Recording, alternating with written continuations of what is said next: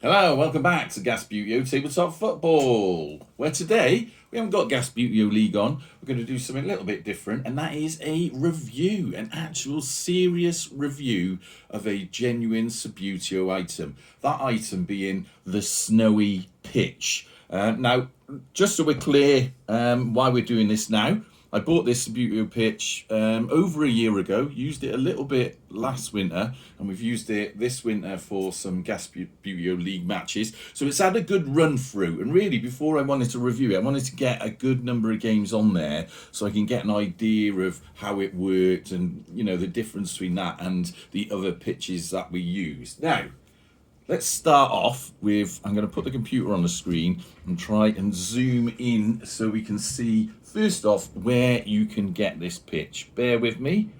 There you go. Let's zoom, that's zoomed in nicely. Move it into position. Okie doke. So this is Amazon. So this Subbuteo, I know we call it the snowy pitch. The real name of it is actually the 11 Force Field Premium Subbuteo Winter Edition. So if you're looking to buy it, that's what you're going to search for. Snowy pitch, as it's known. Now, the first thing you notice about that is the price. Hopefully you can see that on the screen. This is today, 24th of December 2023, and this pitch costs you the princely sum of £24.90. I think when I bought it last year, I found it for also on Amazon for £22.75 or something like that. I did do a sort of unboxing video, and if I remember rightly, that's episode 230. So if you go back to episode 230 of Gas Buteo League, Gas Buteo Tabletop Football, you'll be able to watch that and then perhaps compare it to what we're talking about today.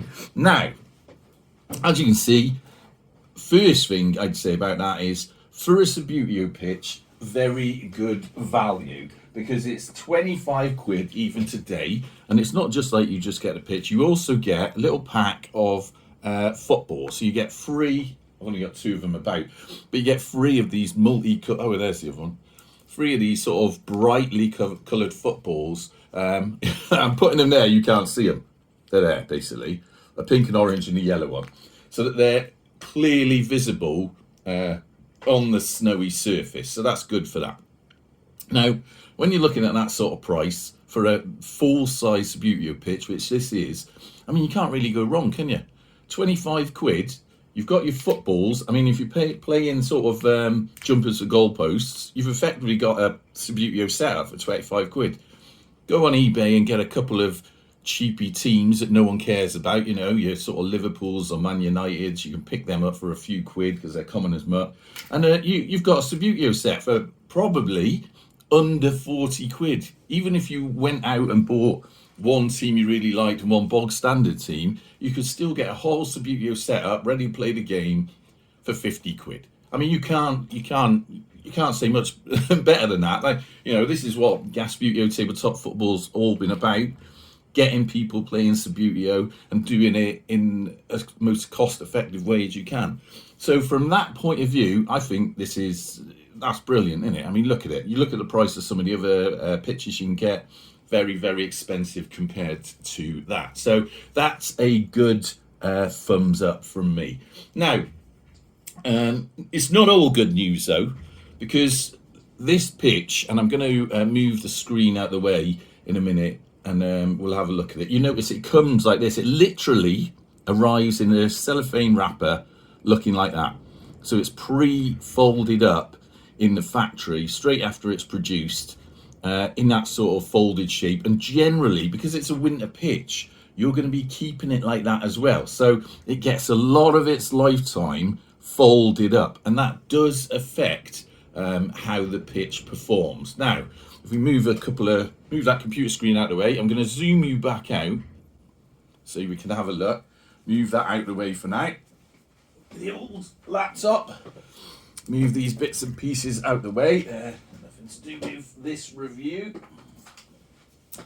And we'll have a look at the pitch. Now, hopefully you can see it, but if you can't, I'm going to sort of show you what I mean. In the middle of the pitch, there's fold lines. There's one there. There's one that runs all the way up there. And although I can't see it from this angle, I don't think it's quite as defined, but there's another one along here. Now, you may be there going, yeah, well, this pitch spends most of its time folded up, so you're going to get fold lines on it. That's true, but what I'd say is I have other pitches that I keep folded up from time to time, and although they generally will have a fold in as you first lay them out on the pitch, what tends to happen with them, so certainly the SAE bases pitches, the one I got from Subbuteo Asylum, even the muddy pitch, I don't bring that out very often, Table Football Monthly muddy pitch, and certainly any proper Subbuteo, say, rubber bat pitches, they wouldn't have this issue. When you unfold them all, you'll lay up, the creases will be there, but you lay them down for a few days and they'll gradually dissipate away, and you'll end up with a really smooth level surface across the entire pitch. That's normally what happens. Now this pitch has been down for probably about 4 weeks now, and you see that those creases are still there. They just never seem to go. It doesn't matter what you do, they always seem to be there. The only way I think you could get completely rid of them is by, if you had this set up permanently, and then maybe through the temperature of the summer and then the winter, going colder and hotter, it might level out a bit more. But unless you have it as a full-time setup, that's not going to happen, because obviously it's a bit of a novelty item. And that's a word that's going to come up a lot as we chat about this. Now, don't get me wrong, if I had the space, I would love to have this set up on a permanent basis with, say, a winter scenery surround that I could add to, and that would be great fun. I'd love to have that. But like most people, I just don't have the room for another decorative Subbuteo table. I could, in here, potentially, if I stripped out all the decoration, all the stands, I could potentially fit 2 tables in, but it'd be a bit of a squeeze.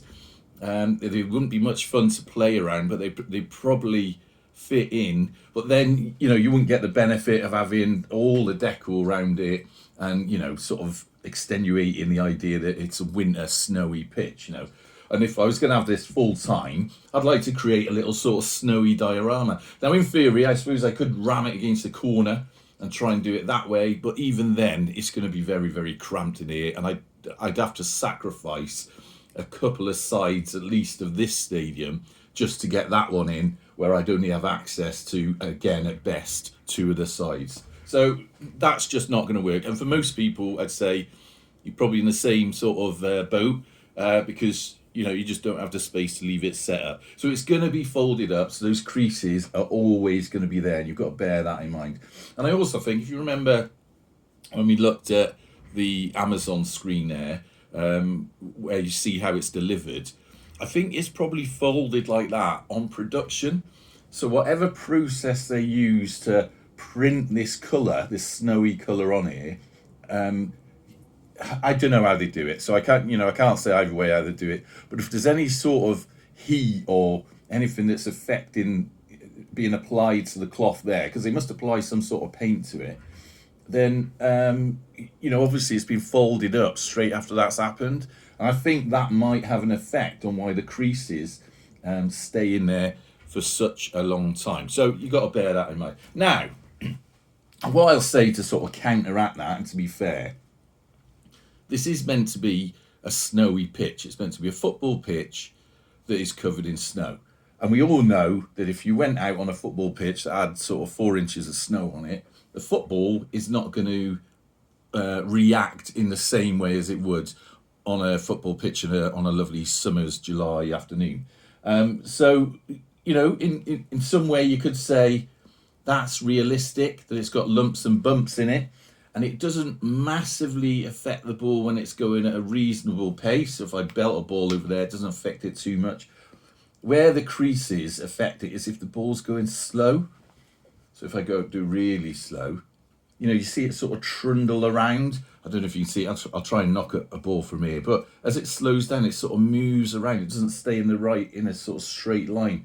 And also, the surface on top, although it feels quite smooth, I think these little differences in colour I think they do affect the ball at very slow speed. So you get that. See that sort of roll back? I hope you saw that on the camera then. But that, so you can look at that two ways, really. You can say that's quite annoying if you're playing a proper game of Subbuteo. But if you were playing a novelty game that's a bit of a laugh, then it's quite realistic when you bear in mind that, this is meant to be a snowy pitch. A bit like the muddy pitch that I've got, that tends to run slower and the ball tends to stop dead. That sort of simulates it being muddy. This one kind of simulates a football running over loads of bits of snow that are on the ground. So that's that. So you could say it actually does, everything it should. And if you can get over the creases and just use it for novelty fun matches, it all does what it says on the tin. And I think that's my view of this pitch, is that it is a novelty item. So although it's very inexpensive and you can get a full setup, you're not going to be playing all your Subbuteo games on it. You're going to be getting it out when you've got a mate round here going, let's have a few tins and, simulate a winter football match that's a bit of a laugh. And we just, it will just go as it goes. Got a lot of creases here. Look at that. I don't know if you saw that. So that's how it's going to go. So as a novelty item, I'd say it's well worth buying if you got 20 odd quid burning a hole in your pocket and you just want it for a bit of a laugh. If you were going to buy it for a proper serious setup, probably not as good to play on as some of the more serious Subbuteo pitches that you can get. And the other thing I was going to show you, and I we'll get the ratings out here, is how the players move on it, right? So, now again, this is my personal opinion. What I find is heavier weighted based figures tend to slide much better on it than lighter base weight figures. So if I got a lightweight figure around here, must be someone. Oh yeah, I've got quite a lightweight sort of flat as the way you go. That seems to struggle because it's got too much surface area. And we got over here. What's that? That's like a old heavyweight. That tends to trip up. So your old sort of raggedy heavyweights, they do a lot of this business. They don't tend to like it so much. Then we've got here a modern heavyweight replica. I hope you're seeing all this. That's a bit better because it's been machined a bit better, but still a tendency to tip over. And then so we're doing a full range. You've got an old flat cellulite figure here. Fairly useless in it.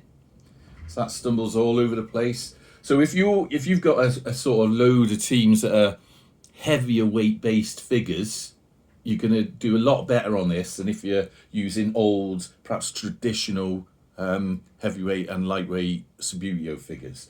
So that's another thing to bear in mind. Also, and this really, I suppose, is the last thing, footballs. Now, although this is a genuine Subbuteo product, the footballs you get are genuine Subbuteo footballs. I tend to use these Owego ones. And although it's difficult to tell in your hand, I'd say these are marginally, something like a millimetre or half a millimetre bigger, and also slightly heavier.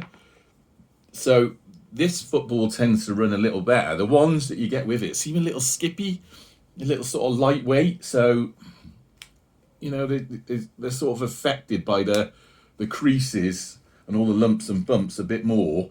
Whereas if you've got your heavyweight figures with a nice heavyweight football, tends to be less affected. So that's something to bear in mind as well. So if you're buying it, what a goal by the ratings. If you're buying it, things to bear in mind: novelty item, you're not going to be using it all the time. Probably want to use heavier weight figures. Probably want to use a more sturdy football. But aside from that, it is a bit fun. So it's quite inexpensive, worth getting. Anyway, that's my review of the snowy pitch. Went on a bit further, a bit longer than I did. Hopefully, if you're considering buying this one, that will help you to consider whether it's for you or not. But like I say, for 20 odd quid, can you really go wrong? Even if you only use it once a year, it's 20 quid, isn't it? So there you go. All right. Anyway, so it's Christmas Eve today. So Merry Christmas to all of you. If I don't get back on here later on, I am going to try to. Remember the Ratings and Only Fools and Horses competition still runs till tomorrow. There have been a number of what I think are very obvious clues over the last sort of 5 or 6 videos.